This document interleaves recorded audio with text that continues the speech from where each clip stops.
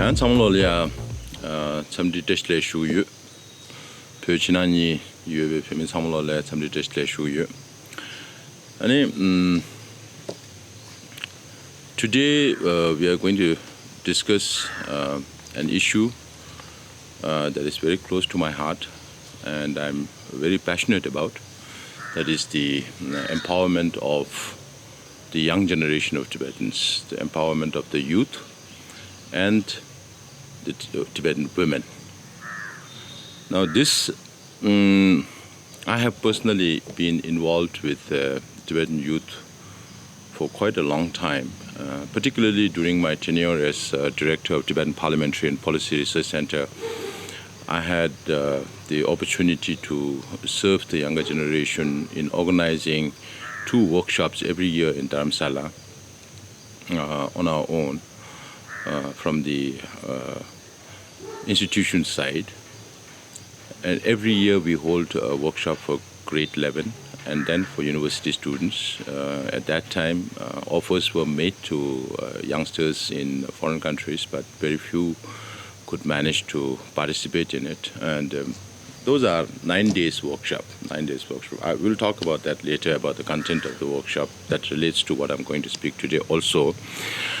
Now, when we talk about youth in Tibetan diaspora today, who are we talking about? Now, apart from the youths inside Tibet, we are talking about Tibetan youths in some 40 different countries all around the world. So you have this group of youth who are born in India, Nepal, and Bhutan in compact communities or scattered communities, but always have a sense of community, brought up in that environment. And then second, we have those children who are grandchildren of the first generation of Tibetans who moved to the West, say Norway, Sweden, France, Switzerland, and all those countries, including the United States also. Some of them arrived in the 60s. So their children's children are now youngsters today.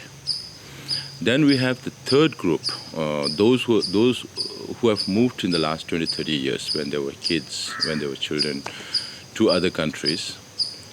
And then, as I mentioned before, also on top of that, we have the youth inside Tibet who are very, very vibrant in their own way, despite the difficult circumstances that they live in. Now, for us to develop a future plan for the Tibetan youth, it's very, very important for us to understand who are the Tibetan youths. Actually, some of you need to do a research on this. Who are the Tibetan youths? What are their backgrounds? Under what social conditions and economic conditions do they live in? So you have youths in India, Nepal, Bhutan who are a little backward economically. And then you have the Tibetans in Europe, North America, Australia, and many other countries. So we need to have an understanding of what the youth aspires to be. And depending on their area of expertise, now how do we make it contributing for the Tibetan community? So that is, in a way, talking about the young leaders now who are in position to take leadership positions, or those who are in the process of becoming or taking up leadership roles within the community, so that they can drive the community forward, whether it can be in any part of the world. And we have to, our job is to provide you with all the tools that are necessary for you to become a leader or a responsible Tibetan within the community. So far, with the blessing of benevolence of His Holiness, with the blessings of His Holiness, with the leadership of His Holiness the Dalai Lama, we have managed to keep this community intact, compact, totally capable of preserving our own identity. And you have also worked very hard to live in a different country, or to jump from one civilization to another civilization, cross that bridge and then make a living, and also be in a position to serve the community today. So that achievement itself is in no way small. Yeah. So now, if you were to entrust me with the responsibility of Sikyong, our job would be to nurture youth leaders and provide them with the means and the opportunity to prove their leadership skills. Now, how do we do that? So today we have, as I mentioned before, we have youth all around the world, and very vibrant youth communities also. So under different social and economic conditions, but it's time now. It's time now to make this clarion call for all the youth around the world to come together, connect, and cooperate for our community, for our cause. That is my clarion call today. Now, every time in a community, we always talk about what was in the past and how it has impacted us and all that. Now, we have to have a clear understanding of how do we move forward. Where are we today? We have to learn from the past experience. And then collectively, how do we do it in the future? It's not possible for our administration or a government to fulfill every people's aspirations. It's not. Therefore, you have so many other non-governmental organizations also in a democratic system to assist the community to come together where the government is not able to reach. So, therefore, my means is to move forward. How do we move forward? That is the key question. So then again, it comes to responsibility, the word responsibility. Okay, let me share a small story. When it was just 1 or 2 years after I took over the responsibility of the director of Tibetan Parliamentary and Policy Research Center in Delhi, then we were organizing this. For the first time, the TPPRC was by itself organizing a workshop for the youth. And Acharya Shufinzo was working with me at that time. And we invited Professor Samdong Rinpoche to speak to the youth about their responsibilities. And after 1 hour, there was not one word from Professor Samdong Rinpoche as to what the Tibetan youth should be doing for their cause and for their community and for their relatives, brethren inside Tibet. Rinpoche spent 1 hour explaining the difference between the two words in Tibetan, lenge, and in English, responsibility. Now, these words also reflects people's mentality. Now, when Tibetans say lenge, it's more of a voluntary thing that you want to do. But when you say the word response or responsibility in English, you are responding to somebody's call or somebody's need, or so the strength of the power of your energy, where you're focusing, makes a difference, and your mindset. So I wanted to share this with you because that is what Rinpoche feels. It's not necessary for one Tibetan to tell another Tibetan what your responsibility is. That is your inherent responsibility. You are born a Tibetan. Your flesh, your blood, you are born, everything is Tibetan, whether you like it or not. Whatever citizenship or whatever nationality you have today, it's all because of it, somewhere connected to His Holiness the Dalai Lama and the Central Tibetan Administration.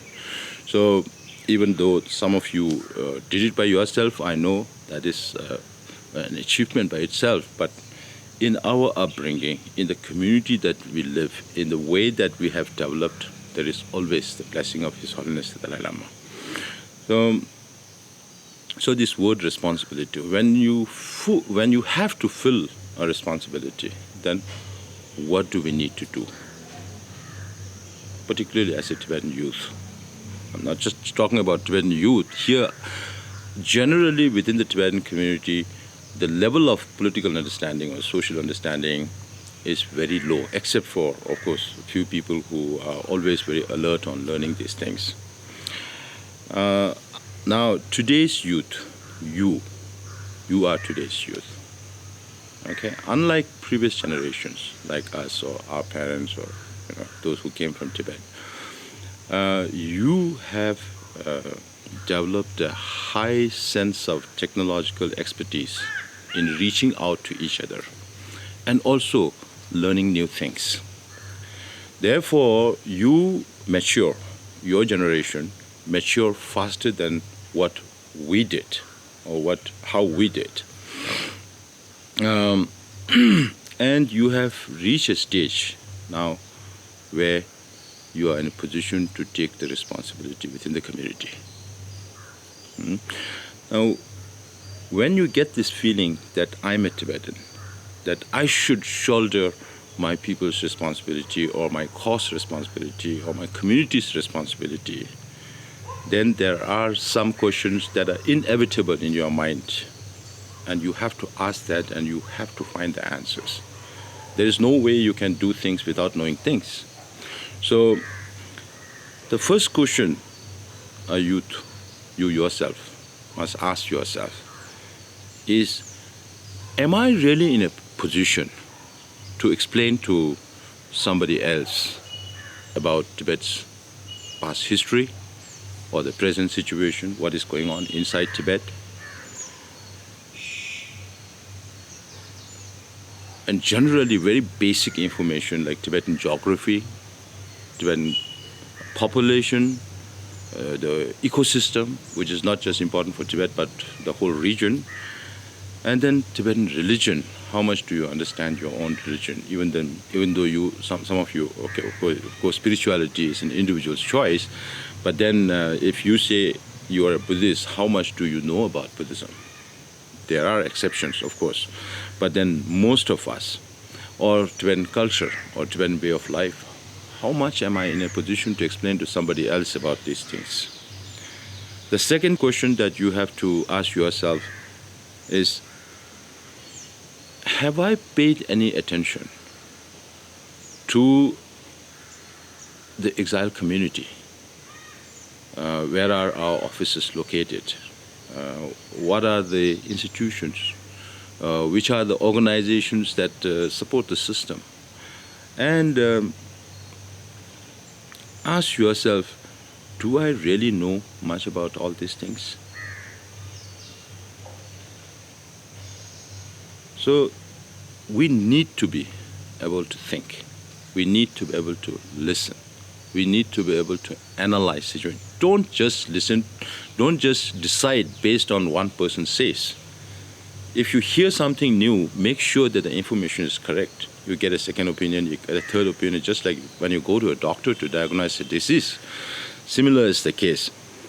Then you will be in a better position to serve your community, knowing exactly what's happening, the right kind of information, not disinformation or misinformation that's happening in the Tibetan world today. The third question you need to ask is, do I have a fair knowledge of what's happening around the world? Now, today, the situation around the world, political, economic, military, everything is so very dynamic. So we have to have an understanding of what is happening around the world. Or do you have enough idea about what is happening around the world? And not just that, what bearing does it have on our issue? How does it affect our issue? What consequences it may or may not have on our cause? So that is something that you need to understand, whether you are paying enough attention or try to gain knowledge of what's happening in that. Then the fourth question is, do I know enough about what the CTA is doing? How much do they spend? Where do they get their money from? These are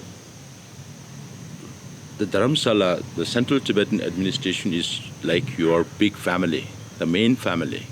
Now, without understanding the situation or the structure or who is doing what, then it doesn't help you in understanding how I can be of use for the Tibetan cause or the community by being within the administration or being outside or within a compact community or scattered in a totally different area where you are single by yourself or your family is single. That doesn't matter as long as your mind is networked with the Tibetan community. So all these things you have to know, and you have to also ask yourself, how much am I contributing to the Tibetan cause in a year? In terms of monetary, in terms of time. I know there are many who do a lot of good things. I really appreciate them. Then I'm talking about the general Tibetan youths.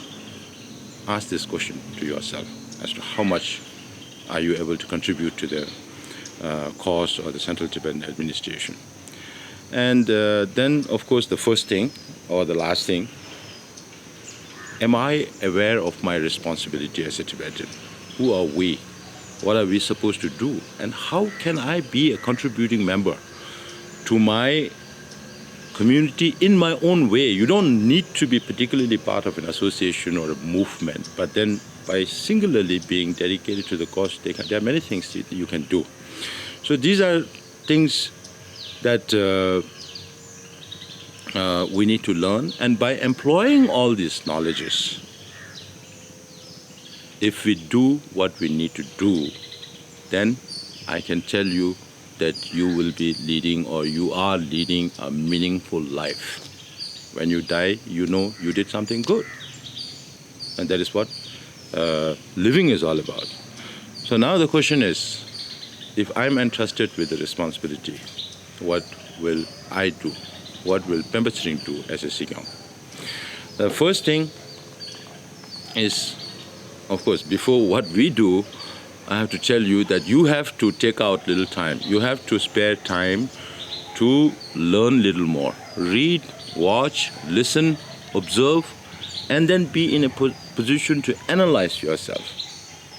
You know, what we will do is, I'll tell you later, and over and above making a livelihood for yourself, which is, of course, very essential, your existential problem. Without a livelihood, it won't be able to, for you to survive. So you have to have a good livelihood for yourself and for your family. But over and above that, you have to develop this sense of commitment and courage to offer your services to the common good of the Tibetans. That you need. Without that, you will not be in any mental or physical position to do anything for our cause or for our people. So that I'm requesting you to do, because I know some people say don't preach. Some youngsters don't like to listen to older people talking a lot of things. But then this is also true, you will know in your life. So one, what we will do, if I'm entrusted with the job of Sikyong, is we will provide you with all the information, personally when you meet us, or through people who are experts. They will reach out to you, or physically or visually, we will reach out to you. And this information is only for just like computer, it's fed in your system, then you have to analyze what you want to do, how you can do it, and how do I take a position. So one thing, to understand your main family is very important. Understanding Dharamsala is very important. So what we will do is we will set up a visitor center for everybody, whether it's Tibetan or non-Tibetan, anybody who's interested in understanding the Tibetan democratic system works or how Central Tibetan administration works. We will have collective group tours of all these places in Dharamsala through a visitor center. And specifically for children, we will devise special programs for them to introduce all the branches, the main offices and its affiliates in Dharamsala. And then you'll also have opportunities to visit cultural centers, religious centers, non-governmental organizations in Dharamsala, which is essential to understand, holistic understanding of how the community is located. So that we will do. And for those who will not be able to, or who are not able to come to Dharamsala, we'll provide them with visual introduction of how CTA functions. So that will at least set in the young Tibetans' mind that, okay, we are part of this. This belongs to us, not just the ones who are elected to the post. They are there for 5 years, 10 years, but not more than that. So this belongs to us. So we have to have understanding of this, and we will create this understanding even through literature, on the introduction of CTA. Then I have a lot of experience in organizing workshops and seminars and those kind, particularly with the younger generation. So I'll use all my expertise to develop in creating teams for seminars and workshops for Tibetans all around the world. And we will encourage you when you are there in Dharamsala, we will encourage you to become future leaders if you have the capability to do it. Then when you are there as an ambassador for the people in Tibet, when we are representing our people inside Tibet, what we need to do is we need to know what are the current policies of the People's Republic of China. Now, at the end of all the weekly sessions that I do, this will be the last subject I'll speak on, and the most important subject that I'll speak on before I make a general appeal to the Tibetan public before the elections. So we will provide you with update on what's happening inside Tibet, Chinese policies, people's living conditions, education, environment, monastic institutions, everything. Overall, what is happening inside Tibet, we'll keep updating you. And then we'll also provide you with how the Communist China functions. For us to be able to find a solution, we have to understand our own opponent. So for that, you have to understand how Communist China functions. And then we'll also provide you a summary of the position of the international community in general, and under circumstances when there are new developments, we'll let you know what's happening. So all these information will help you become effective advocates for the Tibetan cause, whether you're meeting a member of parliament or a politician or a scholar or a foreign office staffer, human rights organizations, anybody, then you are in a position to explain to them what is going on. Then it's very important for us to understand our own history. We are not asking you to repeat history if there are mistakes. We have to learn from history to get an overall understanding of what is happening today, because history always leaves its baggages on humans' mind. So we have to understand history also from different perspectives, not just from the Tibetan perspective, but also from Chinese perspective, or also from Western scholars. Who is talking about what? That we have to get an overall. Then you get an idea of how the community is transforming today. What are people's mindset based on what has happened before? So this will help us in moving forward to find a solution by understanding the root causes, the reasons why it's happening. That's very important. So we'll organize history workshops, or we'll invite experts on Tibetan history and request them to speak on Tibetan history virtually, so that everybody gets the opportunity to listen to it if you're interested. And we'll create a special portal for that, for you to get all the right kind of information about Tibet. Then we'll also inform you as to how do we manage our expenses. What are the main projects that we are working on? It's very important for you to understand before you spend how much we have in our pocket. If we don't know what we have in our pocket, where it's coming from or where it's going, then there's no way you can comment or make a positive contribution on improving if there are derelictions or failures or shortcomings. So it's important for you. And then you can also think about how I can contribute in this, because eventually we have to sustain ourselves.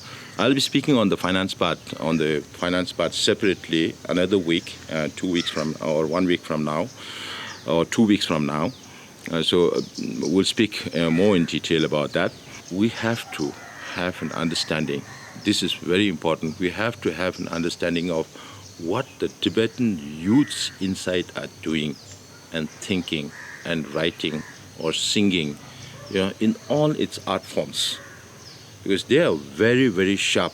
Living under very difficult circumstances, they come out with very innovative, non-violent means to show their displeasure or dissatisfaction. So there we have to have a better understanding. It's very, very important so that the youth in the diaspora and the Tibetans youth inside Tibet, coming from all 3 regions of Tibet, there has to be more interaction. We also need to have a better understanding of what the new Tibetan youth inside Tibet think. So that we will give special attention to understanding that. And then we can give you ideas. And we can also tell you what initiatives that you can take. Even if you are living alone by yourself. For example, I met one Tibetan from Pokhara who was earlier from Pokhara, now lives in a city, in a resort place in Italy, and he once met me and asked me, what can I do? I'm just there by myself and there are no other Tibetans around. So I told him, you're working at a resort whose customers pay 300, 400 to 600, 1,000 euros per day as rent to live in that resort, which means they are rich. And by fate, you might come across some people who are sympathetic to the Tibetan cause, or you may have the opportunity to explain them about Tibet and they become sympathetic to it. And if you are able to get a sponsor for another Tibetan in India, a poor child in India, whether it's in Tibetan children's villages or under the Department of Education or wherever it is, if you are able to find help, financial help for those who need, another Tibetan in need, I said, you have fulfilled your responsibility by being a Tibetan. So there are many things that you can do by yourself. So we can provide you initiatives and ideas as to how you can fulfill your responsibilities, even if you live very far away from Tibetan communities. So ultimately, I want to emphasize that nothing can be achieved by an individual by himself or an organization by itself when we are talking about a larger community. So we have to collectively work together in different fields. You work collectively with different stakeholders, and you have to be part of that process. You have to be the leading members of these forces, because unless you come together, the society cannot come together. Some people think that maybe I'm conservative in my way of thinking, but I consider myself very liberal. I always look at the reality of situation and then see whether that is viable, feasible or not, under the given circumstances. And my mindset has always been to look ahead, to move forward. Of course, we have to learn the reasons, the causes, why it's happening, but then we have to know how do we find solution to all this. So these are things that I mentioned we can do to you. And within every community, as we say in Tibetan, every human being has a different mental disposition. Now that is based on if you're Buddhist, then we say lay, our deeds in our lives, earlier lives, or your own experience of whom you were born to, where you were brought up, what kind of environment you lived in, what schooling system, the kind of education you got, the kind of people you met, the whole lot of it, the internet, the television and everything that influences your mind. So every single person in this world has a different mental perspective. And particularly under a democratic system, everybody has their voice. Everybody can speak for themselves. So there are diverse voices, and it's inevitable. Now I am committed, if you entrust me with the responsibility, I'm committed to be transformed by reason If you give me a good reason why I should do that, I'll listen. But if you're just grumbling, to try to create problem within the community with no rhyme, reason, I have no time to spare for that. That's the way how I will be going about my work. Now, all our, irrespective of the differences, okay, for instance, let's say Rangzhen and Uma. Okay, people who follow Rangzhen follow with a particular thinking based on Tibetan history, all that we understand. We all know that. As is generally the case, if there is a way that we can get Tibet's independence, why not? And we can never say that people who aspire for Rangzhen are unpatriotic. No, that is the truth. But people do have different backgrounds and different way of thinking in terms of when they ask for Rangzhen or how do we achieve it. So compare that with Umelam. Of course, it has its own reason.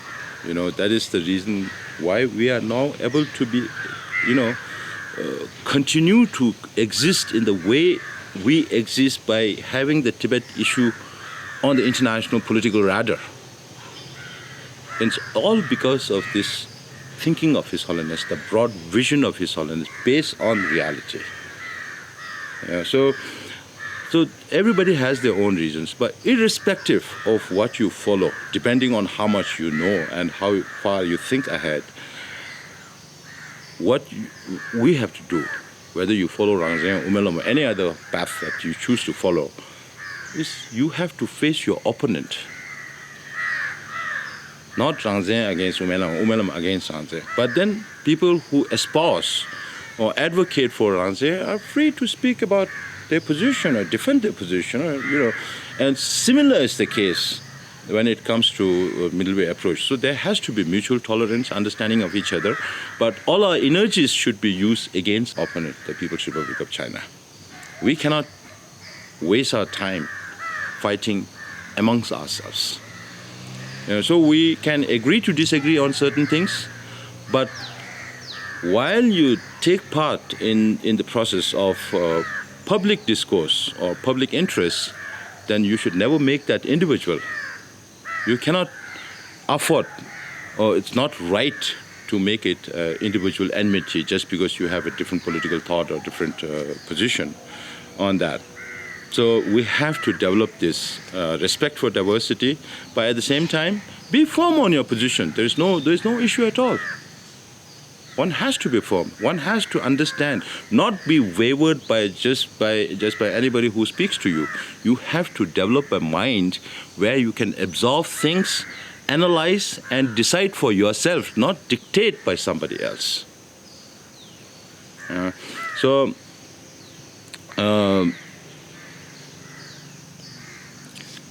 I see no reason for you to take a leading role within the community, be a responsible Tibetan, be a responsible youth, and work cooperatively. From my part, if I'm entrusted with the responsibility, I'll make sure that we reach out as much as possible, provide as much as opportunities. Wherever I personally go, if I were elected, I would meet youth of that community in every single place that I visit. I'll make sure of that. And I have done in the past. When I was a representative of His Holiness in U.S. also, I went to all the Tibetan communities. I asked the community leaders to organize separate meetings with youths. In some places it happened well. Some places the participation was low. So don't listen to what other people are. Don't just listen to what other people are saying. Get a holistic view and then work towards it, and then we can definitely make things happen. We can move the Tibet issue forward. Every single one of you should be an ambassador for Tibetans inside Tibet, and that is how you can become an ambassador for the Tibetans. So we will provide you the tools. We'll listen to you. You give your feedback through this presentation today. I'm asking you, do you agree or not agree? That's a different matter. Is there any way you can make this thing better? Do you have better ideas? Do you have more questions about what I said? You can send your comments. We'll respond to that. Maybe we'll create a special space for you to communicate with us, discuss with us, ask questions. Eventually, maybe from 29th of this month.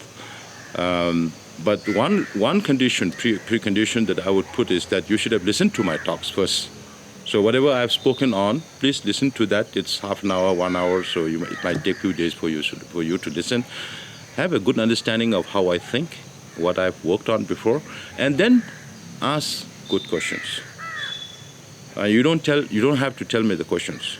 You prepare 3 to 5 questions and keep it ready. If someone else asks a question that you wanted to ask, then you don't need to repeat that. So you have alternative questions to ask. And you don't necessarily need to be someone who votes for me. No way. So that's not a precondition. So please take part in it. We have to listen to each other and then take it forward. Then the empowerment of women. Now, almost everything that I have said about the youth in terms of providing all these facilities or facilitating all this process also applies for more women. My understanding of empowerment is essentially to be informed, whether it's youth or women. Women also need to be informed of what is happening and then getting hold of the opportunity. That is your job, even as a woman. Now, our job will be to provide you with the opportunities. So, now when we generally discuss about women empowerment and all that, it's mostly about positions that women hold in the community. And that is where we are talking about the leadership roles. That's also an important part, but there are also many other areas where it has to be looked at from a holistic point of view to take it to a different level. But from the perspective of if you were to entrust me with the responsibility of Sikyong, I already mentioned that in my cabinet I'll have 3 women ministers. I'm repeating to you, at least 3 women ministers, to empower them eventually to become Sikyong if they want to, So then I've given a lot of thought on having more women at the helms of the offices of Tibet. We have 12, 13 offices. So these also needs representation, because I know there are many capable women who can take responsibilities. So we should have equal opportunities there. Then within the civil service, because of the nature of their gender or responsibilities at home or whatever pressure is coming, so far we have seen very few high-level civil servants. Very few that could be counted on fingers. So right now, that number is growing. Women coming up to the secretaries level in the departments, it's upcoming, and we can also see a lot of women in the Tibetan civil service. What we will do is we will encourage them to stay longer to serve the community, so that they come to the ranking positions where they can be responsible leaders within the community. That we will definitely do. Then apart from that, at the local level, we will encourage women to take part in local organizations, whether it be the local cooperative society or the local assemblies, wherever they are. Except for a few settlements, we have local assemblies everywhere. And then the cooperative societies, boards, camp leaders, all those roles that they can play in, they should. I know they are able to do it. They will be able to do it. They also know they are capable of doing it. Come forward and do it. Take the leadership role. We'll provide all the opportunities. So then I have noticed during the workshops and seminars that I organize, there are always less participation from girls and women. So we have to increase that participation. To be empowered, you have to be informed. Without being informed, without knowing anything, if you say, I want to be in the seat of this or that chair, doesn't make sense. Because you have to fulfill a responsibility. Just because you are a woman, you cannot be placed on a pedestal. No, that is not the case. You have to also strive, work to get that opportunity. We'll work together on this. So then, of course, there are those who have not completed schools or, who are unemployed in a way. Most of them are, of course, housewives. But then there are some who can spend more time on other vocations if they can earn a little more. So anybody who is interested in learning some skills, any technical education, that they can come back to the settlement and make a sustenance, we'll help them. We'll provide them with all the opportunities, and also help, like the youth, the unemployed youth in the settlements. We will provide them with all the basic necessities, even to start an enterprise if they are interested in. So when we say equitable, Chinyom Tangde, where we are fair and unbiased, just, then when we talk about women empowerment also, of course, there are many issues that we have to make men aware of what women's aspirations are. But apart from that, taking hold of these opportunities, providing equal opportunities, it's there because His Holiness the Dalai Lama, this 14th Dalai Lama is a different Dalai Lama. He is above none else. So His Holiness during this life also created, if you don't know, then His Holiness had created 1 seat out of 3 from each province, 1 seat out of 4 from each province in the parliament in the 70s. So that is how far-sighted His Holiness is. Then you talk about Geshima for nuns and many other initiatives that His Holiness has taken to take women's status to a high level. And now, wherever His Holiness has taken it, we have to take it forward. And that is what we will do. So today it became quite lengthy. Maybe this will come in 2 parts, whatever, after editing. So I've spoken about empowerment of youth, empowerment of women. How can we collectively work together, and what we can do if you were to entrust me with the responsibility, or what you have to do, what you can do. So please keep this in mind. Think about it. If it doesn't make sense, you're free to contact us through your feedback. If it makes sense, you're free to make your comments. And if you have any extra questions, you're most welcome to ask it. And then this particular session with the youth through maybe Google Meeting app, perhaps you can do through that, because Zoom, again, the company belongs to our opponent. So we'll try to organize that, and anybody can seek participation. Then you can watch it for yourself also what I'm speaking about. I have already spoken on 4 or 5 subjects on different topics, from how to resolve the Tibetan issue to what are the responsibility of the Tibetan cabinet. There's a Kashak, and how do we keep our protect the interest and dignity of the Central Tibetan administration. How do we run it efficiently? And we also talked about how do we develop Tibetan communities all around the world, whether it's a settled community, compact community in India, Nepal, Bhutan, or scattered communities like in the West. I've spoken about that. If you're interested in listening, you can go back in the YouTube section where we have posted all those. And it's important that before you elect somebody, you know what that person has done, what that person intends to do. Then you can make a reasonable choice.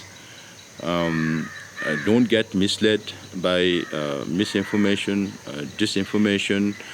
I will respond to some of the questions that the rumors that they keep floating within the community. I have responded several times. Now I'm not interested in responding because their job is to create problems within the community. So I'm not going to respond to those. But any other valid question that you have, I'm ready to answer. I'm looking forward to meeting with you again. Thank you so much. See you next time.